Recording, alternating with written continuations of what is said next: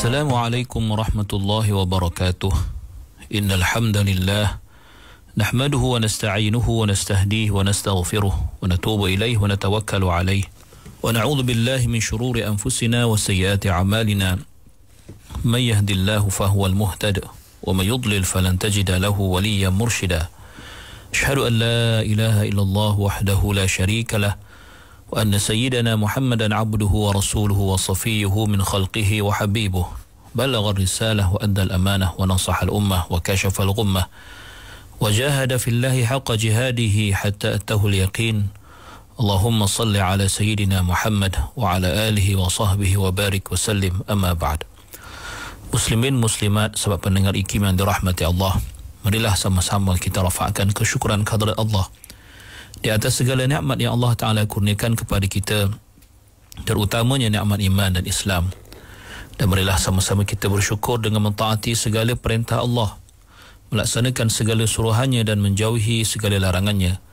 Mudah-mudahan Allah Subhanahu wa Ta'ala sentiasa memberikan taufik dan hidayah kepada kita, menerima segala amal ibadah kita, mengampunkan segala dosa, kesalahan dan kesilapan kita, dan mudah-mudahan Allah golongkan kita dalam kalangan hamba-hambanya yang bersyukur.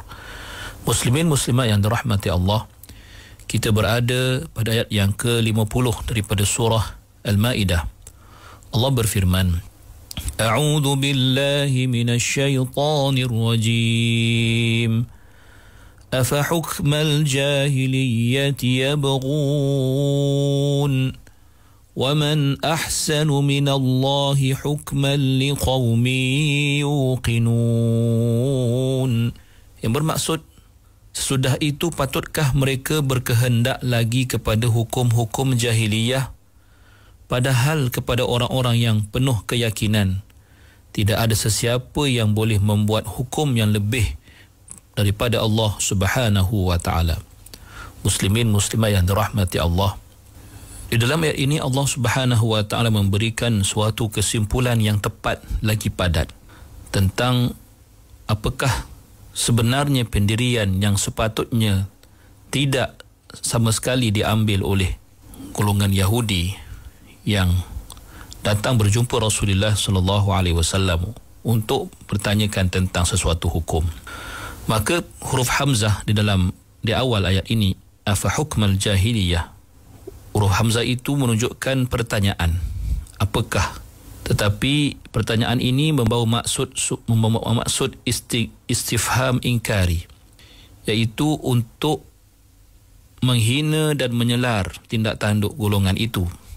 Dan ia bermaksud, apakah mereka berpaling daripada hukumanmu atau hukum yang telah engkau jatuhkan, yang telah engkau tentukan wahai Muhammad sallallahu alaihi wasallam, berasaskan apa yang Allah Ta'ala turunkan? Apakah mereka berpaling daripada itu semua dan mereka mencari hukum sebaliknya, iaitu hukum jahiliyah, sedangkan apa yang Allah Subhanahu wa Ta'ala telah turunkan kepada wahai Muhammad sallallahu alaihi wasallam, iaitu Al-Quran yang mengandungi hukum hakam yang cukup adil lagi saksama, yang akan diterima oleh semua orang yang mempunyai akal yang sejahtera, mempunyai kewarasan yang sempurna. Maka ia bertujuan untuk mendatangkan rasa kehairanan dan pelik terhadap sikap dan tingkah laku golongan Ahlul Kitab itu, yang sanggup untuk berpaling daripada hukum dan ketentuan yang telah ditentukan oleh baginda Nabi sallallahu alaihi wasallam, sebaliknya berpaling kepada hukum jahiliyah, membawa maksud bahawa berpaling daripada hukum yang telah ditentukan oleh Rasulullah sallallahu alaihi wasallam kepada hukum lain itu adalah suatu perkara mungkar, perkara yang terkeji dan perkara yang tidak patut dilakukan. Dan mencari hukum jahiliyah itu adalah terlebih hebat kemungkarannya, terlebih keji jenayah yang dilakukan. Dan dimasukkan dengan al-jahiliyah di sini ialah suatu jalan, suatu cara, suatu kaedah yang semata-mata berasaskan perasaan dan keinginan untuk memenuhi kehendak hawa nafsu semata-mata. Kemahuan untuk tidak terikat dengan mana-mana hukum dan ketentuan sebenarnya. Maka ia merupakan suatu celaan kepada golongan Yahudi kerana mereka sendiri adalah ahlul kitab. Mereka adalah orang-orang yang telah Allah turunkan kepada mereka, kepada Rasul yang Allah utuskan kepada mereka itu kitab suci daripada Allah Subhanahu wa ta'ala.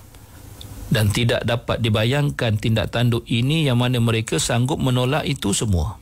Sanggup menolak hukum berasaskan wahyu dan mencari hukum yang berasaskan nafsu.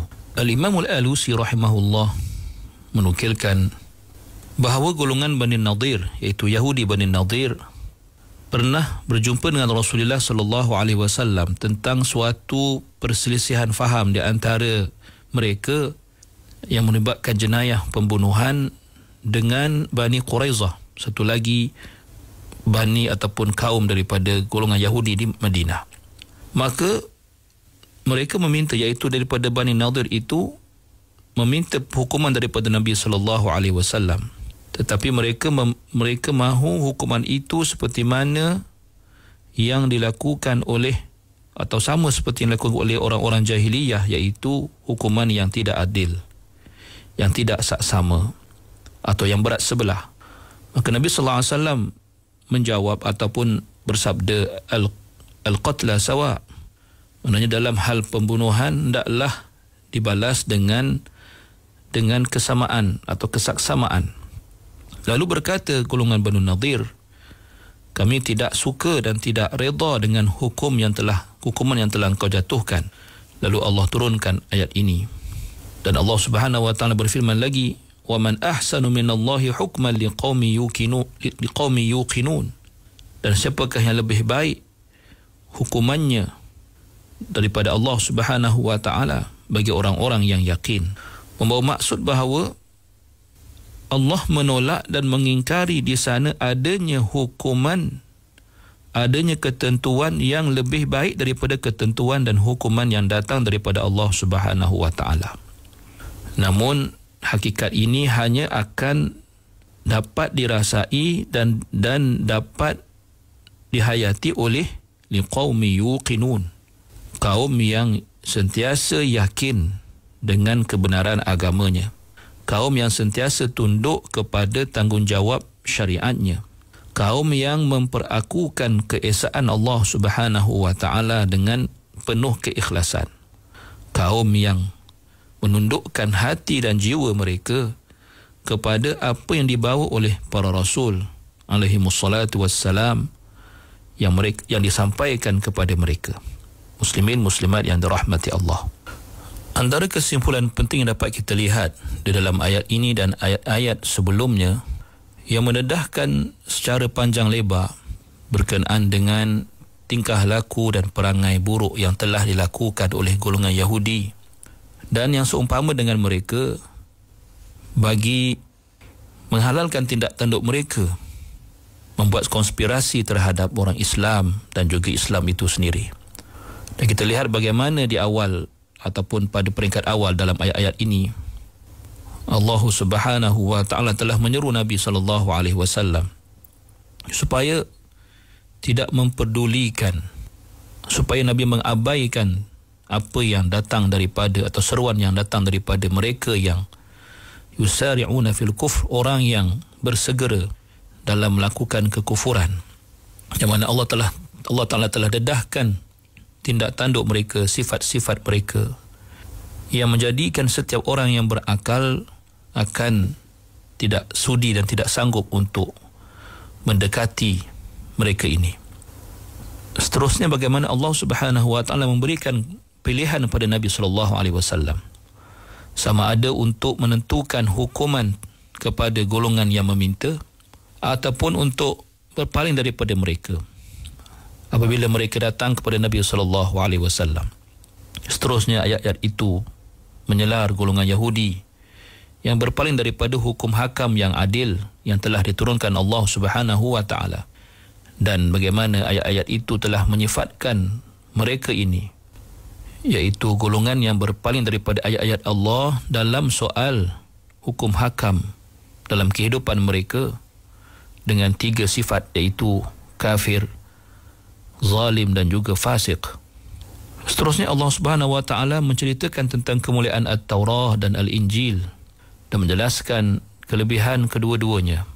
Setelah itu Allah mendatangkan kemuliaan dan puji-pujian terhadap Al-Quranul Karim yang menjelaskan bahawa ia merupakan kitab suci yang mengumpulkan segala hidayah, yang syariatnya membatalkan segala syariat sebelumnya, yang mempunyai segala kebaikan dan kebajikan yang akan mendatangkan kebahagiaan buat manusia jika menjalani kehidupan berdasarkan dan berasaskan hukum hakam yang terkandung di dalamnya. Kemudiannya Allah Subhanahu wa taala mengulangi lagi sekali seruan kepada Nabi sallallahu alaihi wasallam agar tetap terus berpegang dengan penuh keyakinan terhadap apa yang Allah taala turunkan kepada baginda, iaitu Al-Quranul Karim, dan memberi amaran kepada baginda juga kepada kita sebagai umat Nabi sallallahu alaihi wasallam supaya sentiasa bersikap awas dan berhati-hati tentang kejahatan musuh-musuh kita, tentang tindak tanduk mereka yang sentiasa mahu melakukan sabotaj terhadap agama Allah Subhanahu wa taala. Dan seterusnya Allah memberitahu kepada kita tentang janjinya, janji buruk terhadap orang yang berpaling daripada hukum Allah, sebaliknya menerima hukum selain daripada hukum Allah Subhanahu wa taala, dengan janji yang buruk dan azab yang pedih. Muslimin muslimah yang dirahmati Allah Subhanahu wa taala, marilah sama-sama kita bersyukur dengan nikmat Allah Subhanahu wa taala kepada kita.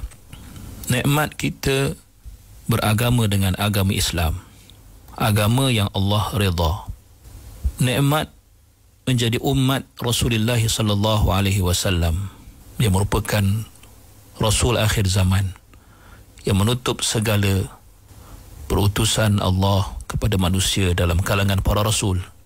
Nikmat kita dikurniakan Allah Subhanahu wa taala Al-Quranul Karim, Al-Quran yang sama yang Allah taala telah turunkan kepada baginda sallallahu alaihi wasallam melalui perantaraan malaikat Jibril alaihi salam, yang kita dapat saksikan ia secara bertulis di dalam mushaf, dengan tulisan-tulisan, dengan huruf-huruf, dengan kalimah-kalimah yang pada awalnya tidak biasa pada kita, khususnya bagi yang tidak bertutur dalam bahasa Arab.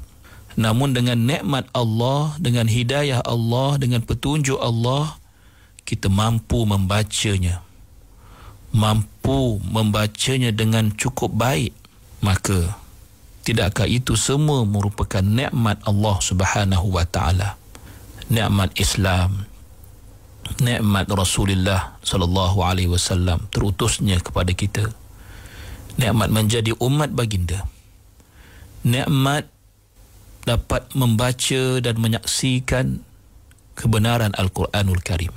Maka sama-samalah kita bersyukur kepada Allah, dan kita buktikan kesyukuran kita melalui amal ibadah kita kepadanya, melalui tindak tanduk kita dalam kehidupan, dengan menjadikan kehidupan kita sentiasa berpandukan syariat Allah, sentiasa berpandukan Al-Quran dan sunnah Nabi sallallahu alaihi wasallam.